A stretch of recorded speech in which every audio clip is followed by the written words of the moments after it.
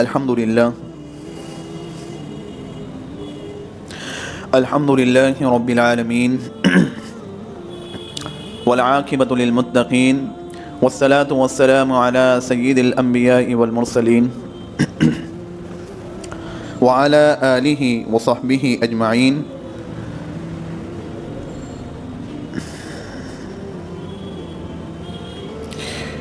برادران محترم و برادران عزیز، حضور اکرم صلی اللہ علیہ وسلم کا یہ معمول تھا کہ جب رجب کا چاند دیکھتے تھے تو آپ یہ دعا فرمایا کرتے تھے، اللہم بارک لنا فی رجب و شعبان وبلغنا رمضان۔ اے اللہ، رجب اور شعبان میں برکت عطا فرما اور ہمیں رمضان تک پہنچا۔ حضور اکرم صلی اللہ علیہ وسلم یہ دعا کیا کرتے تھے کہ ہمیں رمضان تک پہنچا۔ رمضان کا مہینہ جس کو مل جائے، جس کو نصیب ہو جائے، وہ بڑا سعادت مند ہے کہ اس کو رمضان المبارک کا مہینہ نصیب ہو گیا، ورنہ کتنے لوگ ایسے ہیں کہ جو پچھلے رمضان میں ہمارے ساتھ تھے اور اس رمضان کے آنے تک وہ اس دنیا سے جا چکے ہیں، اور ابھی ہمارا اور آپ کا بھی یہ نہیں معلوم کہ رمضان کا مہینہ ہمیں بھی نصیب ہوگا یا نہیں ہوگا۔ لیکن حضور اکرم صلی اللہ علیہ وسلم نے یہ دعا فرمائی ہے تو ہم بھی یہ دعا فرماتے ہیں کہ اللہ رجب اور شعبان میں برکت عطا فرما ہمارے لیے اور ہمیں رمضان تک پہنچا، رمضان کا مقدس مہینہ ہماری قسمت میں ڈال دیجیے۔ ابھی شعبان کا مہینہ چل رہا ہے اور شعبان کے مہینے میں اللہ تبارک و تعالیٰ نے ایک فضیلت والی رات رکھی ہے جس کو ہم شب برات کہتے ہیں۔ یہ فضیلت والی رات ہے اور شب برات کو رمضان المبارک سے 2 ہفتے پہلے اللہ نے اس رات کو رکھی ہے۔ یہ در حقیقت رمضان المبارک کا استقبال ہے، یہ ریہرسل ہے، یہ تیاری کرائی جا رہی ہے کہ اب تیار ہو جاؤ کہ ایک رمضان کا مقدس مہینہ آنے والا ہے جس میں ہماری رحمتوں کی بارش برسنے والی ہے، ہماری مغفرت کے دروازے کھلنے والے ہیں، اس لیے تم اس کے لیے تیار ہو جاؤ۔ اس لیے اللہ تبارک و تعالیٰ نے یہ رات دے دی۔ اب ہمیں اور آپ کو یہ معلوم ہے کہ جب کسی بہترین پروگرام میں ہمیں جانا ہو اور کسی بڑے آدمی سے جب ہمیں ملنا ہو تو جانے سے پہلے ہم تیاری کرتے ہیں، جانے سے پہلے ہم اپنے آپ کو سنوارتے ہیں، ہم اپنے آپ کو صاف ستھرا کرتے ہیں، ہم نہاتے ہیں، دھوتے ہیں، اچھے کپڑے پہنتے ہیں۔ لہذا جب اللہ تبارک و تعالیٰ نے اپنے عظیم دربار یعنی رمضان کی صورت میں اللہ کھولنے والا ہے، اپنے عظیم دربار کو رمضان کی صورت میں کھولنے والا ہے، تو اس دربار میں حاضری سے پہلے اللہ تبارک و تعالیٰ نے اس رات کو دے دیا تاکہ ہمارے ساتھ تمہارا جو تعلق ہے وہ انتہائی مضبوط ہو جائے اور تم اس رات کے ذریعے سے اپنے گناہوں بھری زندگی کو پاک اور صاف کر لو۔ تو یہ جو شب برات کی جو رات آتی ہے، شب برات جو آتی ہے، یہ انتہائی مقدس رات ہوتی ہے۔ اس رات کا ہم پر کیا حق ہے اور ہمیں اس میں کیا کرنا چاہیے، اللہ تبارک و تعالیٰ ہم سے کیا چاہتے ہیں، یہ ہمیں اور آپ کو سمجھنا انتہائی ضروری ہے۔ شب برات کو لے کر بہت ساری چیزیں ایسی بھی ہیں کہ جس کو ہم کرتے ہیں لیکن اس سے ثواب نہیں مل رہا ہوتا ہے۔ شب برات کے متعلق بہت ساری باتیں ایسی گھڑی ہوئی ہیں، جیسے کہ اس رات میں کوئی خاص عبادت مقرر کی گئی ہے اللہ کی طرف سے، کوئی خاص عبادت متعین کی گئی ہے اللہ کی طرف سے، لیکن یہ سمجھ لیں کوئی بھی عبادت کا خاص طریقہ اللہ تبارک و تعالیٰ نے نہ اللہ کے رسول نے مقرر فرمایا ہے اور نہ ہی متعین فرمایا ہے۔ یہ جو لوگوں نے اپنے طور پر جو باتیں گھڑی ہیں کہ اس رات میں نفل نماز میں فلاں رکعت میں اتنی صورت کو پڑھ لیا جائے اور اتنی صورت کو پڑھ لیا جائے اور اس طریقے سے ایسی نفل نماز کو ایسے بنا لیا جائے، تو یہ سب جو باتیں ہیں یہ بے بنیاد باتیں، بے بنیاد بات ہے۔ اللہ نے کوئی خاص طریقہ عبادت کا مقرر فرمایا ہی نہیں اس رات کے لیے، نہ اللہ کے رسول صلی اللہ علیہ وسلم نے کوئی ہدایات فرمائی ہوں کہ اس رات میں تمہیں اس طریقے سے عبادات کرنا ہے، نفل کا یہ طریقہ ہوگا، نہیں، نفلی کام جس طریقے سے ہم کر سکتے ہیں کریں۔ بھئی نفل نماز جو ہیں، نفل نماز آپ پڑھیں، قرآن کریم کی تلاوت کریں، ذکر و اذکار کریں، تسبیحات پڑھیں، یہ تمام چیزیں جو کرنے کی ہیں جس حد تک کی جا سکتی ہے وہ کر لیں، لیکن طریقے کو خاص کر کے عبادت کو انجام دینا یہ اللہ تبارک و تعالیٰ نے مقرر نہیں فرمایا۔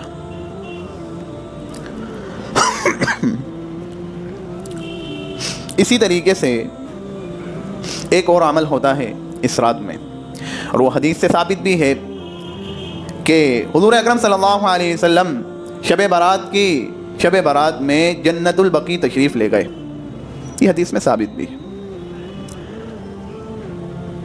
اب ہم لوگ بھی قبرستان چلے جاتے ہیں، لیکن صحیح معنوں میں جو بات سمجھنے کی ہے وہ یہ ہے کہ حضور اکرم صلی اللہ علیہ وسلم سے جو چیز جس درجے میں ثابت ہو اس کو اسی درجے میں رکھ کر انجام دینا چاہیے۔ حضور اکرم صلی اللہ علیہ وسلم سے جو چیز جس درجے میں ثابت ہو اس کو اسی درجے میں رکھ کر انجام دینا چاہیے، اس سے آگے درجے میں آگے بڑھ کر کام نہیں کرنا چاہیے۔ حضور اکرم صلی اللہ علیہ وسلم پوری حیات طیبہ میں، آپ کی پوری زندگی میں حضور اکرم صلی اللہ علیہ وسلم ایک مرتبہ جنت البقیع تشریف لے گئے، ایک مرتبہ جنت البقیع آپ صلی اللہ علیہ وسلم گئے ہیں۔ تو حضور صلی اللہ علیہ وسلم سے ایک مرتبہ جنت البقیع جانا ثابت ہے۔ اب اگر کوئی اس پر عمل کرتے ہوئے زندگی میں ایک مرتبہ قبرستان چلا جائے تو ٹھیک ہے، لیکن ہر مرتبہ جانے کا اہتمام کرنا، قبرستان جانے کا ہر مرتبہ، ہر شب برات میں جانے کا اہتمام کرنا، ہر مرتبہ اس کو ضروری سمجھنا، ہر مرتبہ اس کو لازم سمجھنا اور شب برات کے ارکان میں اس کو داخل کرنا، یہ وہ بات ہے کہ شب برات کو اس کے درجے سے آگے لے جانے والی بات ہے۔ حضور اکرم صلی اللہ علیہ وسلم تو ایک مرتبہ گئے ہیں، اور پھر کوئی بھی ایسی چیز جس کو ہم نے اپنے طور پر اس کو آگے بڑھا دیا، چیز تو تھوڑی سی تھی لیکن ہم نے اس میں کچھ چیزیں شامل کر کے اس کو اور بڑھا دیا، پھر اس کے جو نقصانات ہیں آج ہم اپنی آنکھوں سے اس کا مشاہدہ کر رہے ہیں۔ بہت ساری چیزیں ایسی ہیں کہ ہم اپنی آنکھوں سے ان رسم و رواج اور ان بدعات کا ہم اپنی آنکھوں سے مشاہدہ کر رہے ہیں۔ اب اسی چیز کو لے لو، شب برات میں جو ایک پورا جمع غفیر یعنی پوری کی پوری تعداد جو قبرستان کی طرف جاتی ہے، تو اس کی وجہ سے کیا چیزیں شروع ہو گئی ہیں، قبرستان سجائے جانے لگے ہیں، ڈیکوریٹ ہو رہے ہیں، لائٹنگ ہو رہی ہے اور پوری قبریں پھولوں سے بھری جا رہی ہیں۔ یہ کیا ہے؟ یہ وہی تو چیز ہے رسم و رواج اور بدعات۔ حضور اکرم صلی اللہ علیہ وسلم ایک مرتبہ قبرستان گئے تو چاہیے تو یہ تھا کہ ہم بھی ہماری زندگی میں ایک مرتبہ قبرستان چلے جاتے، لیکن آپ اس میں غور و فکر کریں کہ کوئی بندہ رات میں عبادت کے لیے جاگ رہا ہو، وہ نمازوں میں نفل نماز پڑھنے میں کوتاہیاں کر دے گا، ذکر و اذکار کرنے میں کوتاہیاں کر دے گا، اسی طریقے سے قرآن کی تلاوت کرنے میں کوتاہیاں کر دے گا، لیکن کیا مجال ہے کہ وہ قبرستان نہ جائے؟ اور ہر مرتبہ اس طریقے سے یہ قبرستان جانے کی بنیاد پر یہ قبرستان میں اس طریقے سے سجاوٹیں ہو رہی ہیں، قبرستان کو باغیچوں کی طرح، پارک کی طرح سجایا جا رہا ہے۔ بہت ساری جگہوں میں ابھی آپ دیکھیں گے، بہت سارے علاقوں میں اس طریقے سے قبرستان سجنے شروع ہو چکے ہیں۔ ارے وہ قبرستان جہاں جو عبرت کی جگہ ہے، جہاں پر جا کر ہمیں اپنی آخرت یاد آ جانا چاہیے، جہاں قبر کو دیکھ کر کہ اس قبر میں ہمارا ایک بھائی دفن ہے، کیا معلوم کیا حالات اس کے ساتھ پیش آ رہے ہوں گے، ہمارے رونگٹے کھڑے ہو جانا چاہیے، ہمیں اپنی آخرت یاد آ جانا چاہیے، ہمارے ماتھوں پر شکن آ جانا چاہیے۔ لیکن نہیں، جس طریقے سے پارک میں آدمی بیٹھ کر اپنے دل و دماغ دماغ کو سکون دیتا ہے. اس طریقے سے اگر قبرستان سجنے لگ جائیں گے, قبرستان میں اس طریقے سے ڈیکوریٹ ہونے لگ جائیں گے, تو پھر وہاں پر آدمی اپنی آخرت کو یاد کرنے کے لیے جائے گا یا دل و دماغ کے سکون کے لیے وہاں پر جائے گا. وہ ویرانی کی جگہ ہے, وہاں پر جا کر اللہ یاد آ جانا چاہیے, وہاں پر جا کر اپنی آخرت یاد آ جانا چاہیے, وہاں پر جا کر اپنی قبر یاد آ جانا چاہیے کہ ایک میرے لیے بھی اسی طریقے سے گڑھا کھودا جائے گا اور مجھے بھی میرے اہل خانہ وہ قبر میں دفن کر کے چلے جائیں گے, اور پھر اس کے بعد میرے وہ اعمال ہوں گے جو میری آخرت کا فیصلہ کریں گے. بھئی جب میت کو لے کر جاتے ہیں تو تین چیزیں اس کے ساتھ جاتی ہیں, ایک مال جاتا ہے, ایک اس کے اہل خانہ جاتے ہیں, اور ایک عمل جاتا ہے. دو چیزیں واپس لوٹ کر چلی جاتی ہیں, ایک چیز وہاں پر رہ جاتی ہے, وہ اس کا عمل خالص, اس کا وہ عمل ہوتا ہے جو اس نے دنیا کی زندگی میں کیا ہوگا.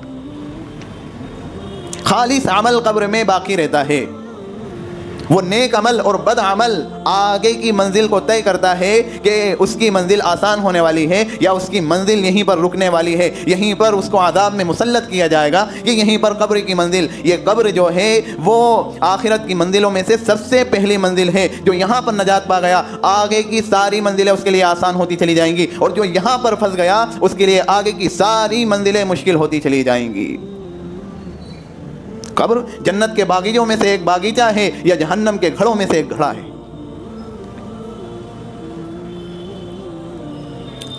تو حضور اکرم صلی اللہ علیہ وسلم ایک مرتبہ جنت البقیع تشریف لے گئے. اب ہمارے ہر بار جانے کی وجہ سے جو رسم و رواج اور جو بدعات جو پھوٹ رہی ہے, اس کا ذمہ دار کون ہوگا؟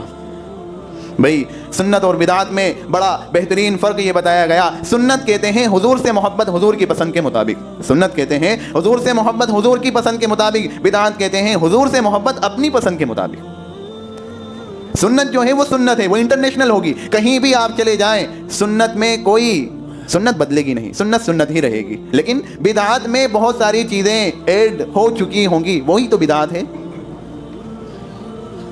تو حضور سے محبت حضور کی پسند کے مطابق, کہ جو چیز حضور صلی اللہ علیہ وسلم سے جس درجے میں ثابت ہے ہم اس کو وہی کر رہے ہیں. لیکن وہ چیز جو حضور صلی اللہ علیہ وسلم سے اس درجے میں ثابت نہیں, وہ آپ کی پسند ہے, وہ آپ کی پسند ہے. محبت حضور سے لیکن پسند آپ کی ہے, اور آپ کی پسند سے آپ اپنا عمل کر رہے ہیں. حضرت عائشہ رضی اللہ عنہا فرماتی ہیں کہ میں نے ایک رات دیکھا حضور اکرم صلی اللہ علیہ وسلم اپنے بستر پر نہیں تھے, تو میں باہر گئی, میں نے باہر جا کر دیکھا کہ حضور صلی اللہ علیہ وسلم کو ڈھونڈنے کے لیے باہر نکلی, تو میں نے اپنے کانوں میں رونے کی آواز سنی. میں اس آواز کی طرف آگے بڑھی, میں نے دیکھا جنت البقیع میں حضور اکرم صلی اللہ علیہ وسلم زاروں قطار رو رہے ہیں, اپنی اس امت, اس گناہ گار امت کے لیے مغفرت کی دعا کر رہے ہیں. اپنی اس گنہگار امت کے لیے رو رو کر, زاروں قطار رو رو کر آپ صلی اللہ علیہ وسلم دعا کر رہے ہیں, مغفرت کی دعا کر رہے ہیں. تو یہ جو رات ہے, حضور صلی اللہ علیہ وسلم نے حضرت عائشہ سے فرمایا, اے عائشہ اس رات میں, یہ ایسی رات ہے کہ جس میں اللہ تبارک و تعالیٰ کا آسمان دنیا پر نزول ہوتا ہے, اور وہاں پر اللہ تبارک و تعالیٰ بنو کلب کی بکریوں کے بالوں کی تعداد سے زیادہ جو لوگ جہنمی ہو چکے ہیں, جن پر جہنم واجب ہو چکی ہے, ان کو اللہ تبارک و تعالیٰ برات دیتے ہیں, یعنی ان کو نجات دیتے ہیں. یہ بنو کلب یہ مدینہ کا ایک قبیلہ تھا جس میں جو بکریاں پالنے میں مشہور تھا. بکریاں بہت سینکڑوں بکریاں پالا کرتے تھے. ہر گھر میں, اس قبیلے کے ہر گھر میں سینکڑوں بکریاں ہوا کرتی تھی. ہر بکری پر لاکھوں ہزاروں بال ہوتے ہیں, اور اس قبیلے کی ہزاروں لاکھوں بکریاں کتنی تعداد میں اللہ تبارک و تعالیٰ اپنے گنہگار بندوں کی مغفرت کرتے ہیں.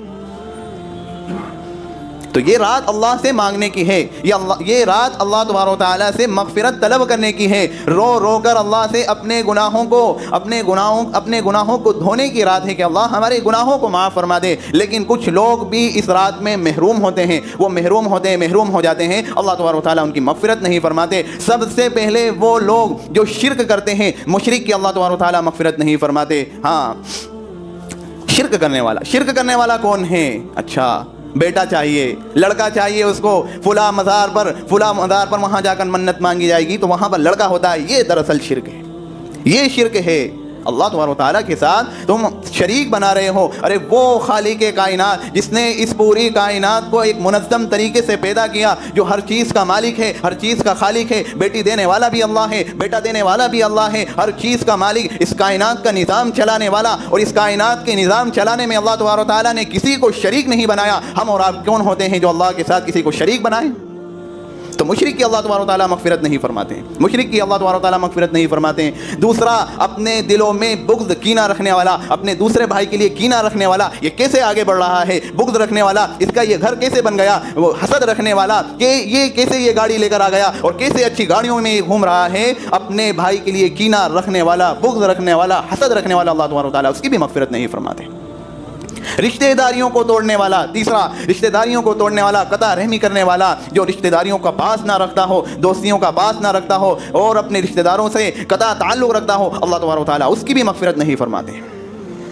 یہ وہ لوگ ہیں اللہ تبارک و تعالیٰ ایسی رات جس کو اللہ تبارک و تعالیٰ نے مغفرت طلب کرنے کے لیے اپنے بندوں کے لیے کہ رمضان کا مقدس مہینہ آنے والا ہے, تمہیں یہ رات دے دی ہے تاکہ تم رمضان کے مقدس مہینے میں انٹر ہونے سے پہلے اپنے گناہوں کی مغفرت طلب کر لو. لیکن یہ لوگ وہ ہیں جو محروم رہ جاتے ہیں. ایک شرابی ہے جو شراب کا عادی ہو, بڑا شراب کا عادی ہے, دن رات شراب میں ڈوبا ہوا رہتا ہے, شراب چھوڑنے کے لیے بالکل وہ تیار نہیں, اس کی بھی اللہ تبارک و تعالیٰ مغفرت نہیں فرماتے ہیں. اور شراب میں ہر وہ نشہ ہے جو مسکر ہے, یعنی نشہ ہے, وہ تمام جو ہمارے معاشرے میں وہ تمام نشے جس کو ہمارے نوجوان لے رہے ہیں اور جس کی وجہ سے اپنی زندگیوں کو برباد کر رہے ہیں, اپنے حقوق کو وہ کھو بیٹھے ہیں, اپنے گھر کے حقوق کو نہیں سمجھ رہے, اپنے بیوی بچے کے حقوق کو نہیں سمجھ رہے, ایسے نشے, وہ تمام نشے جو وہ بھی شراب کے حکم میں ہیں, اور اللہ تبارک و تعالیٰ شرابی کی بھی مغفرت نہیں فرمائے گا. ایک ہے زنا پر اصرار کرنے والا, اور زنا میں وہ تمام چیزیں موجود ہیں. آنکھوں سے زنا, جو غیر محرم پر ایک نظر ڈال رہا ہے, ایک شہوانی نظر ڈال رہا ہے, اس کے پوشیدہ عادوں پر نظر ڈال رہا ہے, یہ آنکھوں کا زنا ہے. اور جو زبان سے غلط بات اور گندی باتوں کو کہہ رہا ہے, یہ زبان کا زنا ہے. جو کانوں سے غلط باتوں کو, گندی باتوں کو سننا پسند کر رہا ہے, محفل جما رہا ہے,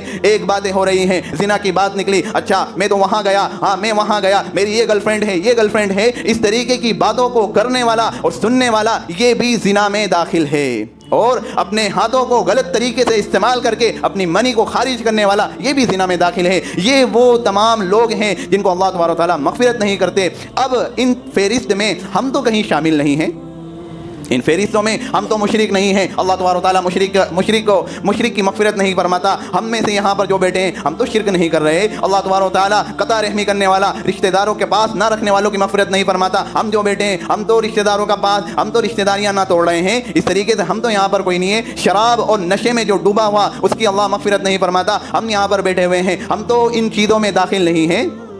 یہ ہمیں غور و فکر کرنا ہے. اور یہ جو آنے والی 4-5 دن کے بعد یہ جو رات شب برات کی مقدس جو رات ہے, اللہ تبارک و تعالیٰ نے عظیم رات یہ اپنے بندوں کی مغفرت کے لیے دی ہے کہ بندہ مغفرت طلب کرے, ادھر ادھر کی باتوں میں نہ جائے, ادھر ادھر کی چیزیں نہ کرے. اللہ تبارک و تعالیٰ نے یہ رات اس لیے دی ہے کہ بندہ اپنی مغفرت طلب کر لے, اپنی مغفرت طلب کر لے. اور رمضان کا مقدس مہینہ جب آئے تو یہ پاک اور صاف ہو کر پوری تیاری کے ساتھ یہ رمضان کے مقدس مہینے میں داخل ہو, اور پھر اس کا پورا مہینہ روزوں کے ساتھ, اس کا پورا مہینہ قرآن کی تلاوت کے ساتھ, اس کا پورا مہینہ تسبیح کے ساتھ, اس کا پورا مہینہ ذکر و اذکار کے ساتھ ایسا گزرے کہ اللہ تبارک و تعالیٰ فرشتوں پر رشک کریں کہ دیکھا تم نے کل جو یہ طعنہ دیا تھا کہ اے اللہ آپ کیسی مخلوق کو پیدا کرنے جا رہے ہیں جو زمین میں فساد مچائے گی. اللہ تبارک و تعالیٰ ان فرشتوں کے سامنے یہ کہہ سکیں دیکھو میرے بندے عبادت میں لگے ہوئے ہیں, کیسی عبادت کر رہے ہیں, کوئی سجدے سے نہیں اٹھ رہا, کوئی قرآن کی تلاوت نہیں چھوڑ رہا, کوئی نمازیں نہیں چھوڑ رہا, کوئی ذکر و اذکار نہیں چھوڑ رہا, کسی کے ہاتھ سے تسبیح نہیں چھوٹ رہی. اللہ تبارک و تعالیٰ فخر کریں. یہ ہمیں اور آپ کو بننا ہے, ہماری زندگیوں میں غور و فکر کر لیں. اللہ تبارک و تعالیٰ عمل کرنے کی توفیق عطا فرمائے. وما علینا